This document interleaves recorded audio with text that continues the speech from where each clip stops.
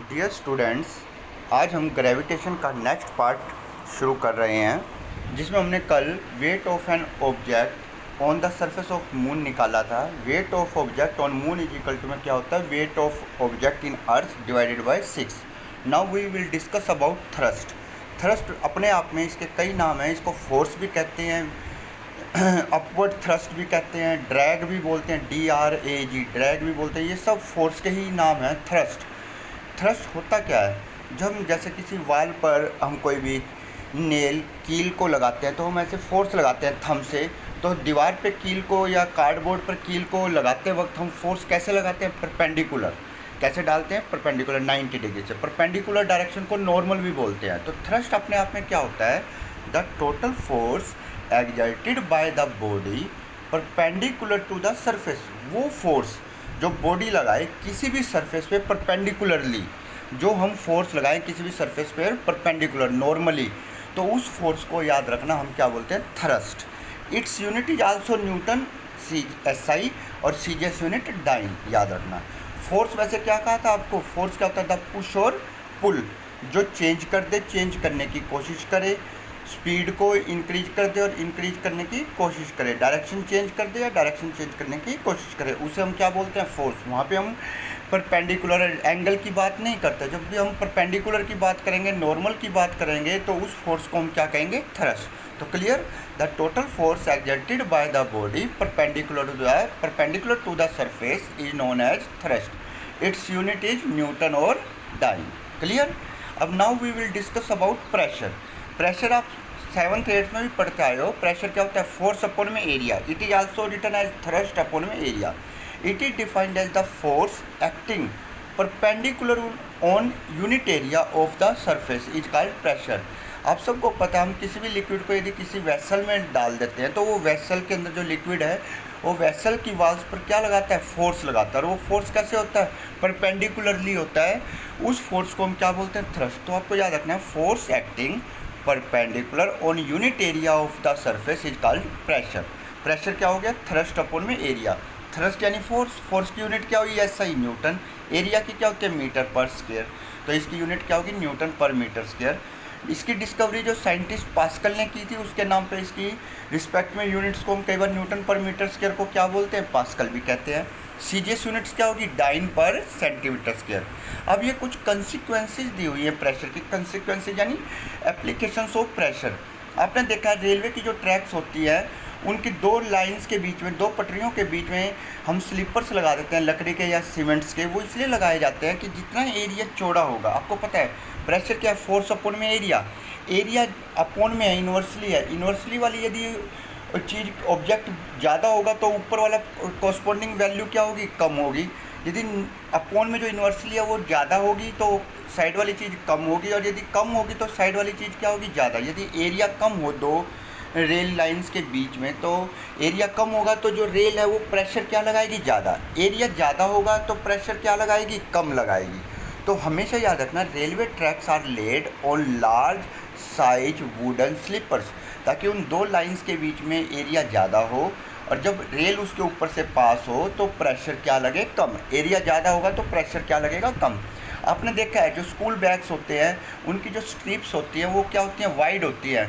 Wide क्यों होती है, उनका एरिया ज़्यादा रखा जाता है ताकि आपके शोल्डर्स पे क्या लगे, प्रेशर कम। यदि उनका एरिया कम हो जाए, वो बारीक हो, तो आपका जो स्किन है वो क्या हो जाएगी, कट जाएगी, क्योंकि वो क्या नाम है, शार्प होंगी स्ट्रिप्स, तो प्रेशर क्या लगेगा आपके शरीर पर, शोल्डर्स पे ज़्यादा, तो आपकी स्किन को क्या हो सकता है, हार्म। इसलिए उनकी स्ट्रिप्स को क्या रखा जाता है, चौड़ा रखा जाता है।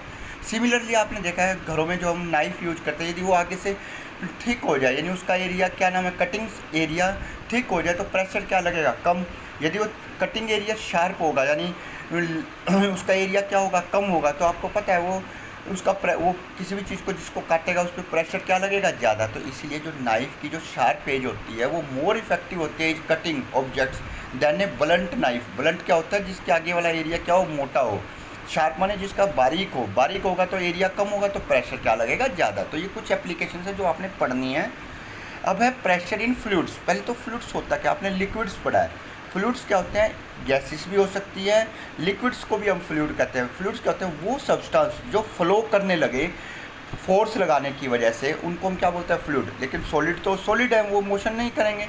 तो a substance which can flow, वो सब्सटेंस जो फ्लो करने लगे under the action of external force is called fluid. For example liquid and gases, air. तो आपको याद रखना है, a substance which can flow under the action of external force is called fluid. Pascal law, pascal scientist है, उसके नाम पर है ये पास्कल लॉ जिसने डिस्कवरी करी है। इसने क्या कहा है, it state that pressure applied to an enclosed fluid, fluid liquid भी हो सकता है और गैसेस भी हो सकती है, is transmitted equally to every portion of the fluid and vessel and the walls of the container. Pascal ने क्या कहा कि हम किसी भी एक पॉइंट पर किसी भी वेसल के अंदर फ्लूइड के ऊपर, अब दोबारा ध्यान से सुनना, उसने क्या कहा, किसी भी वेसल के अंदर हमने फ्लूइड को फिल कर दिया, चाहे वो एयर हो चाहे वो लिक्विड हो, उसके हम एक पॉइंट पर जो प्रेशर लगाएंगे वो प्रेशर एक समान रूप से उस वेसल के हर पॉइंट पर इक्वली फैल जाएगा। इसको क्या बोलते हैं, Pascal law. It state that pressure applied to an enclosed fluid is transmitted to equally to every portion of the fluid and the walls of the container. याद रखना। अब इसका देखिए छोटी छोटी डेफिनेशन है, बुआयंसी, और इसका दूसरा नाम है बुआयंट फोर्स और अपवर्ड थ्रस्ट। आपने देखा, हम कोई अपने बकेट ले लेते हैं, उसमें किसी भी वेसल को ऊपर से नीचे की तरफ डुबोते हैं, तो आपको ऐसा महसूस होता है नीचे से परपेंडिकुलर डायरेक्शन में एक ऊपर की तरफ फोर्स लग रहा होता है जो उस वेसल को ऊपर लाने की कोशिश करता है। तो आपको क्या कहना है, बुआयंट फोर्स या बुआयंसी क्या होता है, the upward force exerted bye a liquid on a body, वो फोर्स जो लगाए लिक्विड किसी भी बॉडी पर जब इमर्स्ड, उसे डुबोया जाए in the liquid, is known as upward thrust और बुआयंट फोर्स। वो ऊपर, the upward force exerted by liquid on a body which is immersed in the liquid is known as up thrust और buoyant force और बुआयंसी। अब ये depends किस पर करता है, ये आपको याद रखना है, ये साइज और वॉल्यूम ऑफ बॉडी पर डिपेंड करता है, the density of the liquid पे भी डिपेंड करता है। आप सबको पता है, यदि किसी बॉडी की डेंसिटी ज़्यादा है लिक्विड से तो वो डूब जाती है, सिंक कर जाती है। यदि वो बॉडी जो लिक्विड में डाली जाती है, यदि उसकी डेंसिटी कम है और लिक्विड की डेंसिटी ज़्यादा है, तो आप याद रखना वो बॉडी वहीं तैरती रहेगी, फ्लोट करती रहेगी, डूबेगी नहीं। तो अब देखो इसमें ये नेक्स्ट क्वेश्चन है, व्हाई डज ऑब्जेक्ट फ्लोट और sink when placed on the surface of water. तो आपको याद रखना है, डेंसिटी क्या होती है, मास अपॉन में वॉल्यूम, याद रखना। अब किसी भी बॉडी की डेंसिटी जिस लिक्विड में डाला जा रहा है उस लिक्विड की डेंसिटी से ज़्यादा है तो वो बॉडी क्या हो जाएगी, सिंक कर जाएगी। यदि बॉडी की डेंसिटी कम है लिक्विड से तो वो फ्लोट करती रहेगी।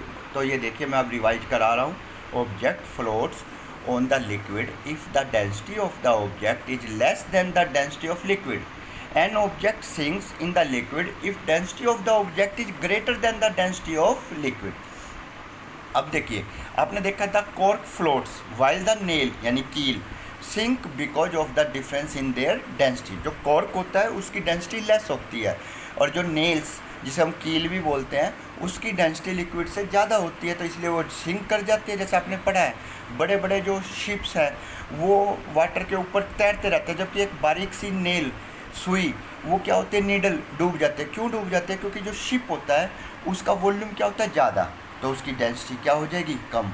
और जो नेल होती है उसका वॉल्यूम स्मॉल होता है तो उसकी डेंसिटी क्या होती है, ज़्यादा। तो डेंसिटी क्या हो जाती है, ज़्यादा होने की वजह से नेल, वो नीडल क्या हो जाते हैं, सिंक कर जाते हैं, जबकि जो शिप है वो क्या रहता है, तैरता रहता है। क्लियर, आपको ये ध्यान रखना है। आर्किमिडीज प्रिंसिपल, आर्किमिडीज भी साइंटिस्ट है, इसने क्या कहा कि जब किसी भी बॉडी को लिक्विड में डुबोया जाता है या तो पूरी तरह या पार्शली, तो वो जब उसको लिक्विड में डाला जाएगा तो वो अपने वेट के बराबर क्या करेगी, लिक्विड को हटाएगी। यदि कोई बॉडी लिक्विड में अपने वेट के बराबर लिक्विड को हटा देती है तो वो तैरती रहती है। यदि वो अपने वेट के बराबर लिक्विड नहीं हटा पाती तो वो क्या हो जाती है, सिंक कर जाती है। तो इसने क्या कहा, it states that when a body is immersed fully और partially in a fluid it felt an upward force. वो हमेशा क्या महसूस करती है, ऊपर की तरफ फोर्स लगता है, और वो किसके इक्वल होता है, weight of fluid displaced by it. तो आपको याद रखना है, it states that a body is immersed fully or partially in a fluid, it felt an upward force that is equal to the weight of the liquid or fluid displaced by it.